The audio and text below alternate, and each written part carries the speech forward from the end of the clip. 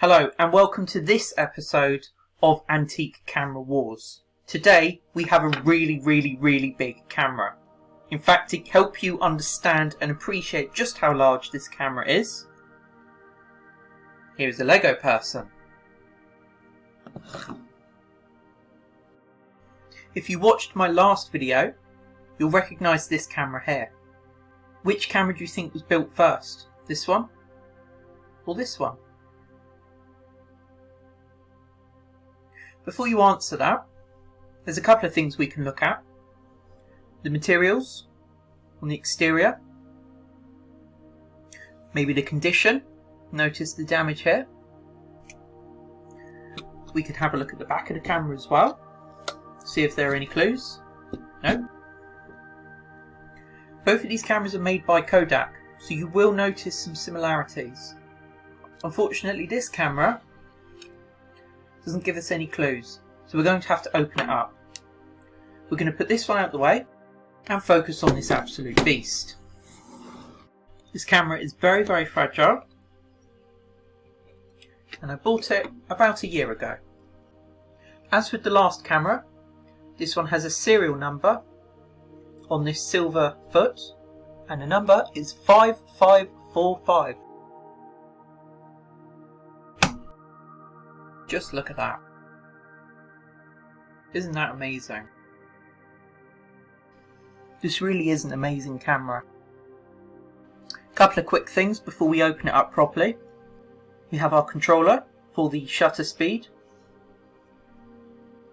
time, bulb, 100th of a second, 25th of a second, 5th of a second, half a second and 1 second. We can see it's made by Kodak. It was patented, a bit like copyright, in 1907. That's nearly 113 years ago.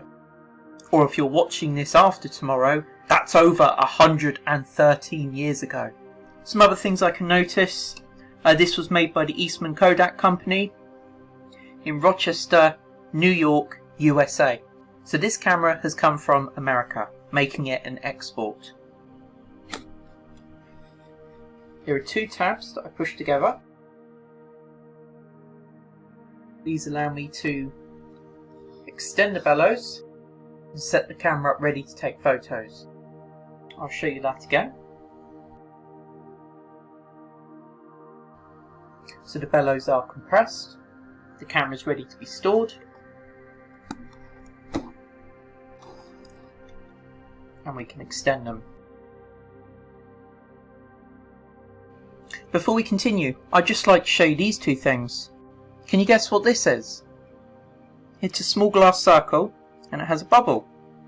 What do you think that does? Notice how the bubble displaces the liquid as I move the camera. It's a spirit level, a bit like a builder might use. It allows us to get the camera in a straight and level position ready to take our photo. That's really useful. The designers really thought carefully about this camera. We've also got this very unusual Gothic styled logo. It says Kodak in very old fashioned writing. And if I lift that, we have our viewfinder. Boo! In fact, another very exciting thing is if I lift this, we can see our mirror. Look, it's that mirror at 45 degrees that allows us to see, in a way that's similar to a periscope on a submarine. So the light, entering through this front lens, hits the mirror and is reflected up into this lens here, allowing us to see where we are pointing the camera and allow us to compose or set up our image. At the moment, the camera is set up to take photos in a portrait orientation. If we turn the camera 90 degrees and swivel the viewfinder, we can now take photos in a landscape orientation. We can even attach this camera to a tripod and here as well on the base. I'm actually in the middle of repairing this camera, So there are several pieces missing. There are also some parts that I've removed and other areas that need cleaning. I'll show you some of those pieces now. This is the lever used to select the aperture. That controls the opening that allows the light in. The wider the opening, the more light. The narrower the opening, the less light. More light means less of your image is in focus. So maybe a dog or a flower is in focus, but everything in the background is blurred. A narrow aperture allows you to get everything in focus, which is great for a landscape. A piece of leather from the outside of the camera. These are the numbers that go with the aperture control. This camera would have had aperture settings of f-stop 4, 8, 16, 32, 64 and a whopping 128. 4 being the widest, 128 being the most narrow. A really small spring, but I can't remember where it goes. And then this. This lever would have connected to this wire here. It acts as a remote control for the camera. So when you push this down, that opens up the shutter in here. Because it's spring powered, when I take my finger off, it would push back up and the shutter would close again. So this would allow me to control how long and when I took my photo. I can also do it here with this switch. What I'll do is put a light behind so that you can see that work.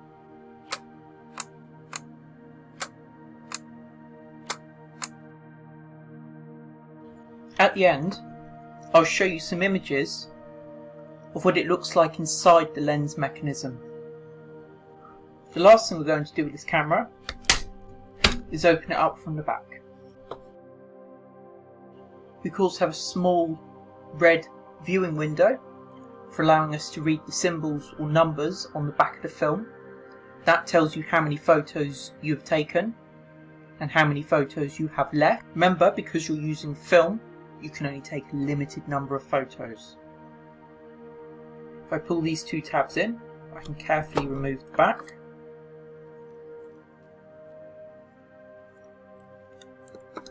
We have some information on the back that helps us date this camera. The latest date on here is 1910, which means it was at least made after or during 1910. I've used the serial number that was on the foot that I showed you at the start, and I can confirm this camera is older or was made before 1912. We are looking here at a camera that was made between 1910 and 1912, so possibly 2 years before the Titanic sunk on the 15th of April 1912. Okay, that really is an old camera. Okay, we have the model name here. So if you wish to look this camera up, it is the 3A folding pocket Kodak, model B5. We can see the bellows neatly folded here. The large lens or glass element that allows the light to be projected onto the film, which would run across the back of the camera and be connected to this wooden, yes wooden, spool. Unfortunately I don't have the correct type of film, but to give you an idea of the size of this film, here's some 35mm film that I might have shown you at school.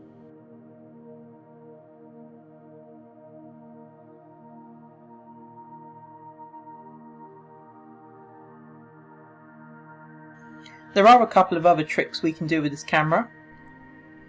We can adjust the height or elevation of the front lens. We can also tilt and shift the lens. this can create some very artistic results. I wonder if there were any of these cameras in people's luggage on the Titanic, or whether people took photos of the Titanic using a camera like this.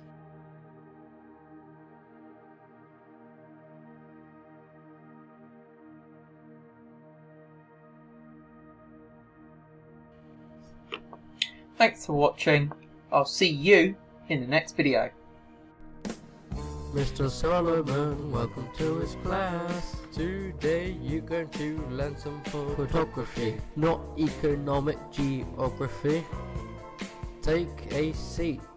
Make sure your work is not incomplete. Before you go in class, make sure your shoes are neat, just like Mr. Solomon's feet.